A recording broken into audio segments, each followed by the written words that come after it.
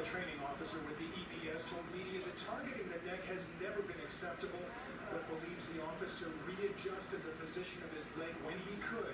He also adds there's more video the public has not seen, but would not provide additional context. The video that you have on Facebook or that may have been sent to you may not contain all the information. That's first and foremost. He was on my neck, right on the neck. As you guys can see on the video, he didn't just he put the knee there.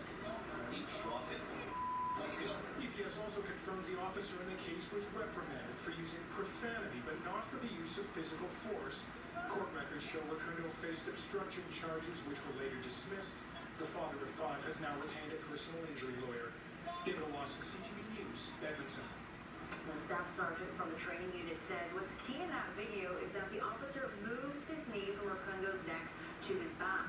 The upper back and shoulder blade area is where Edmonton police are trained to put pressure when they need to hold down a suspect.